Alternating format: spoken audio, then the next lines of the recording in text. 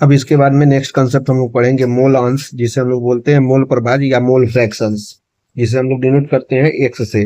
देखिए मोल प्रभाज या mole fraction या मोल अंश क्या होता है कि किसी भी विलयन में उपस्थित जो घटक होते हैं, जैसे विलय या विलायक, तो विलय के मोलों की संख्या डिवाइड बाई कुल मोलों की संख्या, या विलायक के मोलों की संख्या डिवाइड बाई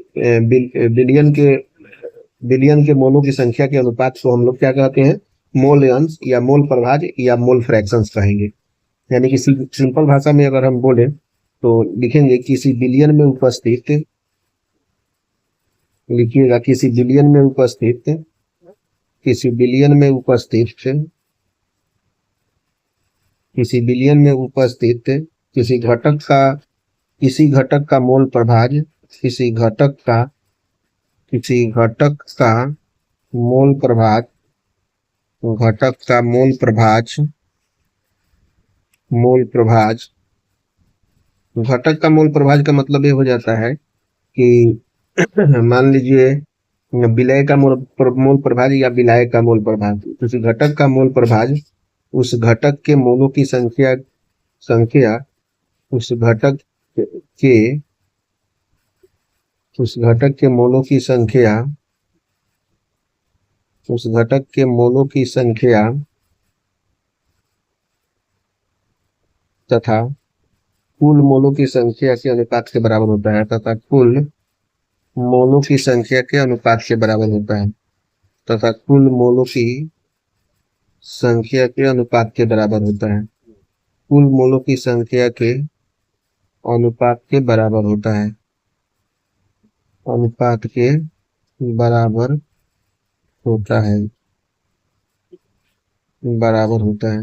ठीक है, तो यहाँ से हो जाएगा एक्स बी इक्वल टू हो जाएगा, एक्स बी का मतलब क्या हो गया, विलय। तो मैंने विलय का मोल अंश क्या हो जाएगा, विलय विलय का मोल, विलय के मोलों की संख्या डिवाइड बाई टोटल मैंने बिलियन का मोलों की संख्या, यानी कि एक्स बी इक्वल टू हो जाएगा n b by n t. ठीक है, उसके बाद में एक्स ए मैंने विलायक का मोल अंश या विलायक का मूल प्रभाज इक्वल टू हो जाएगा विलायक के मोलों की संख्या डिवाइड बाई बिलियन का मोलों का संख्या, यानी कि एक्स ए इक्वल टू हो जाएगा n a divide by n t. Total हो जाएगा x a plus x b equal to कितना हो जाएगा, 1 हो जाएगा। ठीक है, ये हो गया। अब उसके बाद में हम लोग एक क्वेश्चन देख लेते हैं। नेक्स्ट क्वेश्चंस क्या है आपके पास में कि 40 ग्राम NaOH को 40 ग्राम NaOH को 90 ग्राम, एक मिनट इसको हम लोग लिखेंगे 9। ठीक है, 90 ग्राम जल में घोला गया तो 90 ग्राम जल में घोला गया तो 90 ग्राम जल में घोला गया तो क्या हो जाएगा, प्रत्येक घटक का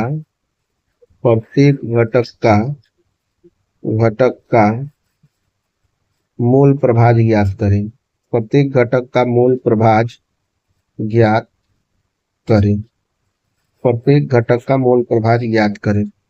तो यहाँ से हो जाएगा आपका सच में NaOH दिया हुआ है, यानी कि NaOH यहाँ पे क्या है, विलय है, तो विलय को हम लोग 20 यूनिट करते हैं, यानी कि WB इक्वल टू हो जाएगा 40 ग्राम, और यहाँ से MB यानी कि मोलेकुलर वेट निकालेंगे तो NB का हो जाएगा कितना हो जाता है, 11 का हो जाता है 23 प्लस 16 का हो जाता है, ऑक्सीजन का 8 होता है तो 16 हो जाता है प्लस 1, सबको जोड़ेंगे तो हो जाएगा 40, यानी कि NaOH का मोलेकुलर वेट कितना हो गया, 40 हो गया। तो यहाँ से हम चाहें तो NB भी निकाल सकते हैं, NB equal to weight by molecular weight होता है, यानी कि WB डिवाइड बाई MB हो जाता है, और यहाँ से हम लोग निकाल सकते हैं 40/40 इक्वल टू NB का वैल्यू कितना आ गया, 1 आ गया। और यहाँ से हमारा दिया हुआ है H2O दिया हुआ है, H2O कितना दिया हुआ है, H2O जो कि विलायक है, और WA का वैल्यू कितना दिया हुआ है, 90 ग्राम दिया हुआ है। तो हम लोग यहाँ से लिख सकते हैं मोलिकुलर वेट, और हम लोग जानते हैं हाइड्रोजन का हो जाएगा 1 प्लस कितना हो जाएगा 16, यानी कि मोलिकुलर वेट ऑफ जल कितना हो जाएगा 18 हो जाएगा। तो यहाँ से Na इसका मोलों की संख्या हो जाएगा कितना हो जाएगा, मोलिकुलर वेट यानी कि WA divided by m a, यानी कि हो जाएगा 90/18, 18×5 यानी कि 5 हो जाएगा इसका। यानी कि टोटल सॉल्यूशंस का अगर हम एनटी निकालना चाहें तो n a plus n b हो जाएगा, यानी कि 1+5 इक्वल टू कितना हो जाएगा 6। ये सारा कुछ हम निकाल चुके हैं। तो यहाँ से अगर हम चाहें प्रत्येक घटक का यानी कि एक्स बी निकालना चाहें तो x b equal to n b by कितना हो जाता है, एन टी हो जाता है। एन बी का वैल्यू कितना है 1 और एन टी का वैल्यू है 6, ये आंसर हो गया। अगर हम एक्स ए निकालना चाहें तो एक्स ए हो जाएगा n a divide by n t हो जाएगा। एन ए का वैल्यू कितना है 5 और एन टी का वैल्यू कितना है 6, तो 5/6 हो जाएगा। दोनों वैल्यू हमने निकाल दिया। अब इसके बाद में हम लोग नेक्स्ट क्वेश्चंस देख लेते हैं। नेक्स्ट क्वेश्चंस या इतना ही रहने देते हैं। अब नेक्स्ट वीडियो में हम लोग देखेंगे कुछ और important question. Thank you very much.